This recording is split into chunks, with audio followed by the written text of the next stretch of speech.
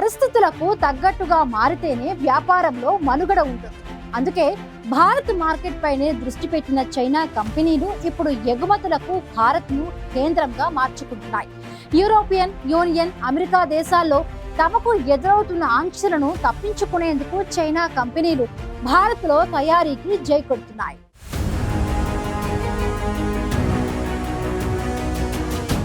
ఒకప్పుడు మన దేశం ఎక్కువగా విదేశీ దిగుమతులపై ఆధారపడేది. కానీ గత కొన్నేళ్లుగా దేశంలో తయారీ రంగం పుంజుకుంటోంది. మేక్ ఇన్ ఇండియాతో దేశంలో తయారీ రంగం క్రమంగా పుంజుకుంటోంది. మరోవైపు దేశంలో తయారీ రంగానికి కేంద్రంలోని ఎన్డీఏ ప్రభుత్వం అధిక ప్రోత్సాహకాలు ప్రకటించడం ద్వారా విదేశీ కంపెనీలు భారీగా పెట్టుబడులు పెడుతున్నాయి. ఇప్పటి వరకు భారత మార్కెట్ పైనే దృష్టి పెట్టిన చైనా కంపెనీలు ఇప్పుడు ఎగుమతులకు భారత్ను కేంద్రంగా మార్చుకుంటున్నాయి. యూరోపియన్ యూనియన్, అమెరికా దేశాల్లో తమకు ఎదురవుతున్న ఆంక్షలను తప్పించుకునేందుకు భారత్లో తయారీకి చైనా కంపెనీలు చేకొడుతున్నాయి. చైనా స్మార్ట్ ఫోన్, ఎలక్ట్రానిక్ ఉపకరణాల కంపెనీలు ఈ విషయంలో ముందున్నాయి. ఇందుకోసం స్థానిక కంపెనీలతో తయారీ ఒప్పందాలు కుదుర్చుకుని మరీ తమ వస్తువులను అమెరికా, పశ్చిమాసియా, ఆఫ్రికా దేశాలకు ఎగుమతి చేస్తున్నాయి.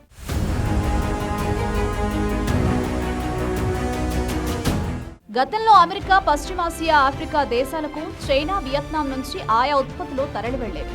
మన దేశంలో ఉత్పత్తి సామర్థ్యాలు మెరుగై ప్రభుత్వం నుంచి స్థిరంగా ప్రోత్సాహకాలు లభించడంతో ఎలక్ట్రానిక్స్ తయారీ కార్యకలాపాలు బాగా పెరిగాయి.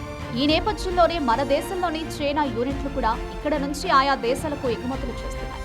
గతంలో ఆయా సంస్థలు ఇక్కడ విక్రయాలపైనే ప్రధానంగా దృష్టి సారించాయి.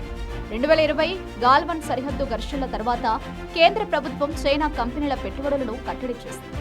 ప్రభుత్వ అనుమతి లేకుండా ఏ దేశీయ కంపెనీలోనూ చైనా కంపెనీల పెట్టుబడులను అనుమతించడం లేదు. అయితే స్థానిక కంపెనీలతో ఒప్పందాలు కుదుర్చుకుని తమ ఉత్పత్తులను ఆ కంపెనీలో తయారు చేయించి ఎగుమతి చేసుకోవచ్చని పరోక్షంగా సూచించింది. అయితే ఇందుకోసం ఆ కంపెనీలకు పూర్తి స్థాయిలో టెక్నాలజీ బదిలీ చేయాలని స్పష్టం చేసింది. ఈ నేపథ్యంలోనే చైనా కంపెనీలు మన దేశంలోని కంపెనీలతో భాగస్వామ్యాలు కుదుర్చుకుని ఇక్కడ తయారీని ప్రారంభించారు. స్థానికంగా పంపిణీ నెట్వర్క్ ను అభివృద్ధి చేసుకున్నాయి. ఆయా కంపెనీల బోర్డులో భారతీయులను ఉన్నత స్థానాల్లో నియమించుకున్నాయి.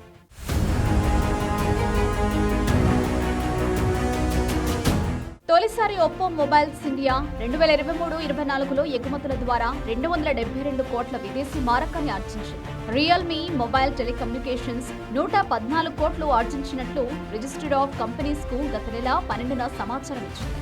చైనాకు చెందిన టెలివిజన్, గృహోపకరణాల సంస్థ హైసెన్స్ గ్రూప్ దేశీయంగా తయారు చేసిన ఉత్పత్తులను 2024 ప్రారంభం నుంచి పశ్చిమాసియా, ఆఫ్రికాలకు ఎగుమతి చేస్తోంది. లెనోవా గ్రూప్ తన సర్వర్లు, ల్యాప్టాప్లను భారత్ నుంచి ఎగుమతి చేయాలని ప్రణాళిక సిద్ధం చేస్తోంది. దీని అనుబంధ సంస్థ మోటరోలా ప్రస్తుతం తన పరికరాలను అమెరికాకు ఎగుమతి చేస్తోంది. మోటరోలా ఫోన్లను ఇక్కడ డిక్సన్ టెక్నాలజీస్ తయారు చేస్తుంది. ఎగుమతి అవసరాలకు అనుగుణంగా ఉత్పత్తి సామర్థ్యాన్ని 50% పెంచాలనుకుంటున్నట్లు గత నెలలో డిక్సన్ టెక్నాలజీ సంస్థ తెలిపింది. ఐటెల్, టెక్నో, ఇన్ఫినిక్స్ బ్రాండ్లను కలిగిన చైనా కంపెనీ ట్రాన్షన్ హోల్డింగ్ స్మార్ట్ ఫోన్లను కూడా డిక్సన్ టెక్నాలజీస్ ఉత్పత్తి చేస్తోంది. వీటిని ఆఫ్రికాకు ట్రాన్షన్ ఎగుమతి చేస్తోంది.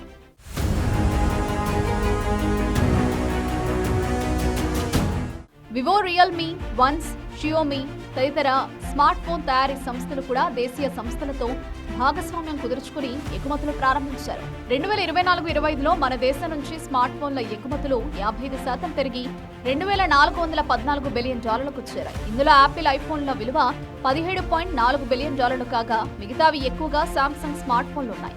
మరోవైపు పశ్చిమాసియా, ఆఫ్రికా దేశాలకు హైసెన్స్ గ్రూప్ ఎగుమతి చేసిన టీవీలు, గృహోపకరణాల తయారీ కోసం ఆంధ్రప్రదేశ్లోని శ్రీ సిటీలో 100 కోట్లతో ప్లాంట్లు ఐపాక్ డ్యూరబుల్స్ కంపెనీ ఏర్పాటు చేస్తోంది. డిక్సన్ టెక్నాలజీస్ లో తయారైన తన అనుబంధ కంపెనీ మోటరోలా స్మార్ట్ ఫోన్ను అమెరికాకు ఎగుమతి చేస్తున్న లెనోవా త్వరలో సర్వర్లు, ల్యాప్టాప్ల ఎగుమతికి సన్నాహాలు చేస్తోంది. భారత్ నుంచి కన్స్యూమర్ ఎలక్ట్రానిక్స్ పరికరాలు, గృహోపకరణాలు ఎగుమతి చేసే విషయాన్ని హైర్ కంపెనీ పరిశీలిస్తోంది.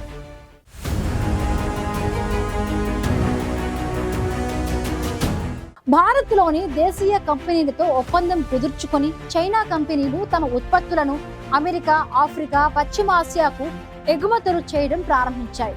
ఇది దేశంలోని తయారీ రంగంలో కీలక పరిణామంగా చెప్పవచ్చు.